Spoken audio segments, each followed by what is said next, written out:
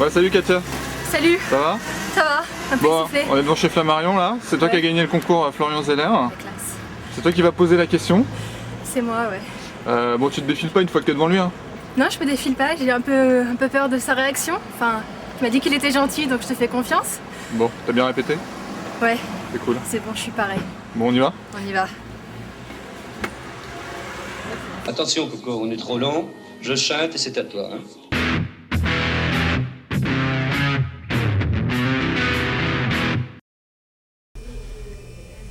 Alors, bonjour Florian Zeller. Bonjour. Alors, pour ce Tomcast de rentrée un petit peu spécial, je t'ai amené une surprise. C'est-à-dire qu'on a organisé un concours pour te poser la question la plus originale. Ouais. Et c'est Katia qui a gagné. Donc Katia qui est à côté de moi et qui a les jambes qui tremblent un peu et qui te posera sa question. On verra originale. quand on le sentira. Voilà. Katia, tu connais Florian Zeller? Pas vraiment, non. Alors Florian Zeller, tu as 27 ans. Tu es romancier, auteur de théâtre. Ton quatrième roman, Julien Parme, vient de sortir. C'est l'histoire d'un jeune homme, d'un jeune garçon qui a 14 ans, son père est mort, sa mère vit avec un bourgeois du 16e qui porte des pantalons en velours et qui a une fille de son âge avec qui Julien s'entend pas du tout. Et un soir, il apprend que sa mère a décidé de se remarier sans même le consulter, donc avec ce bourgeois du 16e. Alors, il y a pas mal d'autres choses qui vont faire qu'il va un peu péter les plombs et qui va entreprendre, il va se faire une petite fugue un peu à la Paris dernière, dans Paris. Ouais. Alors moi ça m'a vachement surpris ce bouquin parce que j'avais lu d'autres livres de toi et c'est un peu une mini-révolution parce que tu te mets dans la peau d'un gamin de 14 ans en fait et je voulais savoir comment t'as eu cette envie. En fait, le point de départ, c'était pas de me mettre dans la peau d'un adolescent, c'était plutôt juste l'écriture qui m'a amené vers ça. C'est-à-dire que j'avais envie, mais juste pour moi, de retrouver un rapport joyeux à l'écriture. Et j'ai commencé à l'écrire comme parfois on écrit les choses juste pour soi, pour faire le point sans trop savoir ce qu'on va en faire. Et puis finalement, je me suis laissé emporter par ce personnage-là, par cette histoire-là, en sachant très bien que c'était très différent de ce que j'avais fait, mais à travers cette écriture différente et puis qui s'appuyait beaucoup sur l'oralité, je sais pas, je cherchais peut-être une liberté supplémentaire, une inventivité différente. Voilà, donc c'était pas l'idée de faire un truc sur un adolescent ou l'adolescence qui me passionnait plus. Ouais, parce que c'est ça que je trouvais assez dingue, c'est normalement un écrivain est hyper attaché à son style. Enfin, tu travailles un style sur plusieurs romans, tu essaies de faire reconnaître ton style, et là, tu arrives pour ton quatrième roman et tu mets tout à la benne, quoi. C'est-à-dire que tu rechanges radicalement de style. Alors, c'est pas non plus un style de jeune comme on pourrait en voir sur les forums, sur les MySpace et compagnie. Moi, j'ai trouvé que ça se rapprochait un peu du petit Nicolas, en fait. C'est pas la même chose que effectivement le langage adolescent en soi, parce que c'est le propre de l'écriture orale écrite, c'est que c'est pas la même chose que l'oralité pure. C'est ce qu'on connaît depuis Céline et tout ce que lui a fait merveilleusement bien avec ses livres, en faisant une surenchère en général d'oralité pour trouver une langue orale écrite. Ce qui est un travail différent. Mais t'as pas peur de choquer un peu ton lectorat? Parce qu'imagine par exemple le Jean d'Ormesson qui voit tiens ce petit Florian Zeller, il a eu le prix Interallié, je vais acheter son quatrième livre, et puis il tombe sur, selon moi, le cheval, donc c'est, je reviens au cheval, c'est le seul animal qui chie pas un truc qui pue. Moi je l'ai fait parce que j'avais l'impression d'être en ordre avec ce que je voulais faire, et de trouver de la joie et du plaisir, et sans me dire qu'est-ce que Jean d'Ormesson va en penser. Et surtout, en plus, je veux dire, cette oralité-là, etc., c'est quelque chose qui appartient à l'histoire de la littérature depuis longtemps, et c'est pas, je crois pas que ça soit choquant en soi, et surtout pour quelqu'un comme d'Ormesson, quoi. Moi, ce que j'ai trouvé sympa aussi, c'est que t'as fait l'effort d'aller fouiller, je pense, dans ta jeunesse, dans tes expériences, et t'as retrouvé des trucs moi, auxquels, par exemple, je me suis vachement identifié, des trucs qu'on a oubliés. Et le meilleur exemple, quand même, c'est quand tu parles de Super Picsou Géant. Ouais. Non, j'ai trouvé ça génial. C'est-à-dire que tu dis, moi, ton héros, Julien, il dit, moi, dans Picsou Géant, je préfère les histoires avec Donald, et j'aimais pas trop celles avec Mickey. Bah ouais, et moi, je me suis dit ça, mais pendant des années aussi, quoi, tu vois. Ouais. Et j'ai trouvé ça génial de retrouver ce truc-là, quoi. Mais c'est justement, c'est aussi des choses qui sont très anodines, mais qui constituent aussi des vérités de l'adolescence ou de certains âges. Et que moi, que je pouvais pas atteindre ou toucher, même si c'est très anodin dans mes autres livres, parce que je m'autorisais pas la liberté d'aller les chercher, quoi. Mais en même temps, je voulais pas faire un livre sur l'adolescence, quoi. Bien sûr, je parle de tout ça, mais j'ai pas une passion pour l'adolescence en soi. Parce que c'est ça qui est intéressant, parce que la fugue du héros en soi, elle est pas très spectaculaire, quoi. Elle est pas spectaculaire parce que à partir du moment où on fugue, tout devient extraordinaire sans l'être. C'est-à-dire même les choses les plus anodines, les rencontres les plus anodines, ont une dimension extraordinaire. Parce que tu vois, il aurait pu piquer une voiture, provoquer un accident, faire dérailler un métro, prendre de la drogue, se prostituer, ça c'est très à la mode aussi, tu vois, ou rejoindre l'église de Scientologie, on en parlait tout à l'heure. Ouais, mais c'est justement aussi, je sais pas, un roman ça peut aussi avoir comme vocation d'essayer de toucher une vérité et pas forcément d'avoir des ressorts dramatiques qui sont lourds. La vie elle ressemble davantage, je crois, à cette fugue avortée qu'à la succession des aventures que tu évoquais. Je voulais essayer de raconter ce que c'est que de se sentir seul et d'être abandonné un peu dans les rues de Paris et d'avoir l'impression de ne pas être au bon endroit, d'être toujours au mauvais endroit. Et puis en même temps avec cette question de se dire il faudra bien que je la conquière aussi, ma part d'éternité, comme disait Rimbaud. J'ai regardé un peu ce qu'on disait de toi quand même sur le web. Ouais. Et sur le site Even, il y a Dorothy que tu as rencontrée il n'y a pas très longtemps je pense, et qui a écrit quand même que tu étais assoiffé d'ambition et de réussite. Mais c'est un mot que je trouve assez noble, moi, l'ambition.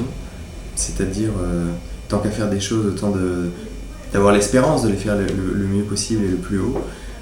Et je trouve que le plus grand reproche peut-être qu'on puisse faire à quelqu'un, c'est d'en manquer d'ambition. Ouais, alors justement, ça nous amène à parler un peu de ton image. Tu sais qu'en France, on n'aime pas du tout les gens qui réussissent.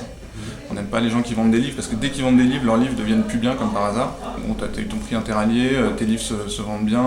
En plus, bon, t'es quand même beau gosse, t'en joues énormément. Parce que, ouais. Écoute, honnêtement, qu'est-ce que ça t'évoque, tout ça ? J'essaie de pas trop m'arrêter à tout ça, c'est-à-dire de pas m'encombrer de ça. Là où ça deviendrait pénible pour moi, c'est si ça parasitait mon désir de faire des choses. Ouais. Par exemple, tu disais ce livre il est très différent de livres, et comment va-t-il être reçu. Enfin, j'essaie de pas m'encombrer de ça pour conserver une sorte de liberté et de sincérité dans ce que je fais. Donc je sais que ça existe, je sais que ça change très vite, je sais que c'est toujours contradictoire, je sais que c'est toujours violent, mais j'essaie de pas trop me laisser parasiter par ça. Parce que t'en joues un peu quand même de ton image.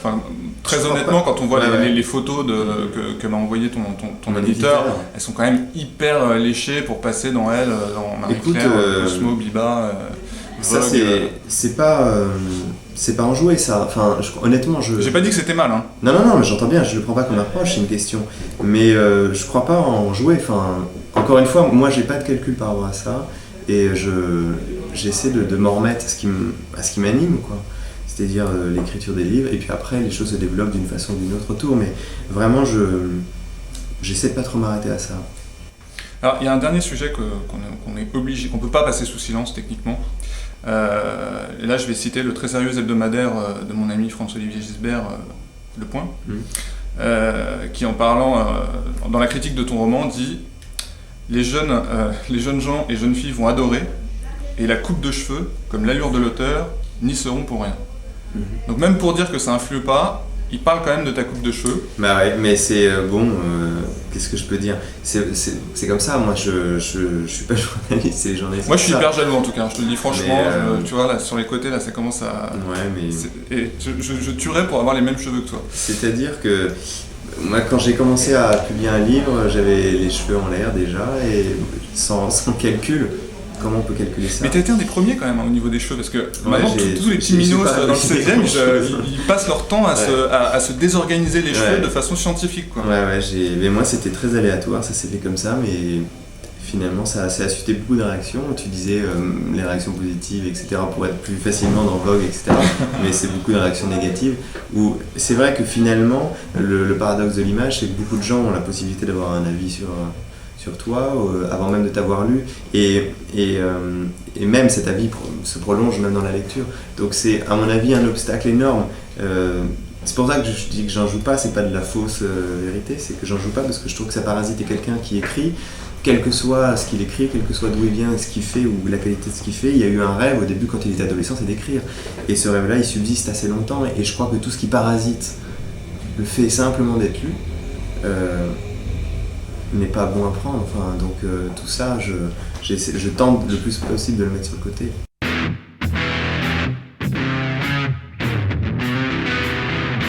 Oui, alors moi j'avais une question en fait vraiment cruciale qui n'a aucun rapport avec ton travail en fait. Ouais. Est-ce que Parce qu'en fait, le truc, c'est que Katia, quand même, tu Il vois... est né pour Katia. Voilà, mais Je sens qu'il est né pour Katia. attends, je t'explique, Florent. Katia, tu vois, elle se croyait planquée derrière son blog, etc., machin, et quand j'ai lancé mon concours de questions originales pour Florian Zeller, Katia s'est fendue d'une superbe question, et ne pensait Dans pas la qu'un... mouvance de plein de gens. Et Katia Sur ne un pensait pas qu'un jour, elle se retrouverait dans un bureau à Place de l'Odéon, en face de Je toi. pensais pas du tout être gagnante, entre guillemets. Hein, mais- Et donc, ma question était... Courage. Non, Non, c'est vraiment mal que je dis ça.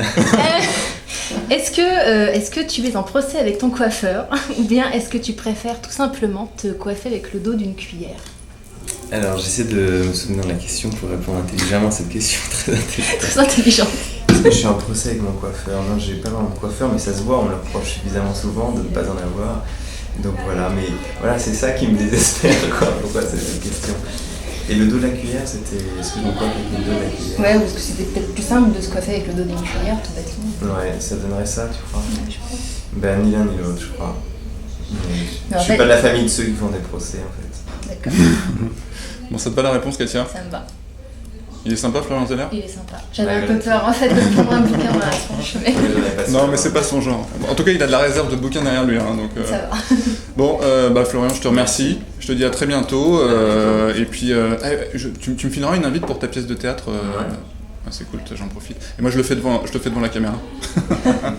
À bientôt, merci beaucoup. Ciao. Merci.